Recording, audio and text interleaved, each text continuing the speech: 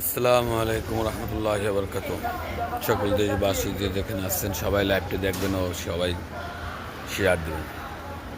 আসলে খারাপ লাগে, একটা জিনিস এত খারাপ লাগে দেখলে পারে আমার প্রশ্ন দেশবাসী সরকারের কাছে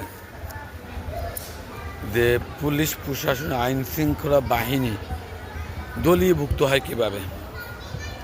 এই যদি দেখতেছি আজকে হাজার হাজার কোটি টাকা লুটপাট করে যাইয়া বেনজির দেশ ছাড়া, ডিবি হারুন দেশ ছাড়া, ভালো ভালো যারা রাষ্ট্রের প্রধানমন্ত্রী তারাও দেশ ছাড়া। এর থেকে যদি আমাকে শিক্ষণীয় যদি না আসে আর বাকি জীবনে আসবে না। যে আমরা চাটুকার, এত বড় চাটুকার আমাদের মা বাবা বাইসে থাকতে সামনে তাদের কাছে একটা ফুলের একটা পাপড়ি নিয়ে যায় না, আর কিছু বাহবা পাওয়ার জন্য, কিছু ক্ষমতা নেওয়ার জন্য বউ বিটি দিয়ে এবারে ফুলের তোড়া বানাই নিয়ে দুই ঠ্যাঙের মাঝখানে যাই একের সময় দেয়। হ্যাঁ, যা আইস মল্লিকাল 2 দিন আমাকে যদি এখন শুধরাবার সুযোগ যদি না আসে আর জীবনও আসবে না।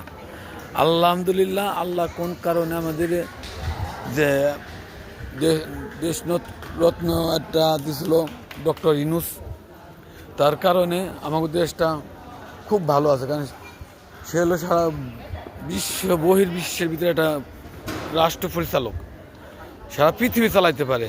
সারা পৃথিবীর বড় বড় যারা রাষ্ট্র পরিচালক তাদের সাথে তারা উঠা বসা।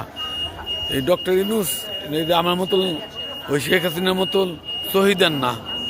হ্যাঁ, তা আসলে কব যে আপনারা নির্বাচন আসতেছে, যার ভোট শেষে যারে মন চায় তাই দেবেন। কোনো জায়গায় ব্যানার পোস্টারে সাথে জড়িত হবেন না, দল মিছিলেও যাবেন না। আর বাংলাদেশে দল মিছিল ব্যানার পোস্টার লাগানো ডক্টর ইউনূসকে এগুলো বন্ধ করাবেন, প্রথমে এগুলো বন্ধ করবেন। কারণ এগুলো কোটি কোটি টাকা যাইছিল, এগুলো যাইছিল কোটি কোটি টাকা। এগুলো যদি না বন্ধ করেন তাহলে এগুলো মানে রাষ্ট্র জীবনও খেলাইতে পারবে না। কোনো বহির্বিশ্বে, কারণ কি ডক্টর ইউনূস তো সারা বহির্বিশ্বে ঘুরছে, সে জানে কোনো জায়গায় ব্যানার পোস্টার আন্দোলন মিছিল এগুলো কোনো জায়গায় হয় না। তাই আমি ডক্টর ইউনূসকে বলবো যে আপনার অনুরোধ করি, আর যারা এগুলো ইউটিউব দ্বারা ব্যবহার করেন, সোশ্যাল মিডিয়া দ্বারা ব্যবহার করেন, তাদের কাছে আমার একটা আকুল আবেদন যে বাংলাদেশে এক স্বৈরাচার খাইয়ে গেছে, দ্বিতীয় কোনো আর স্বৈরাচার আনেন না, অনুরোধ করি।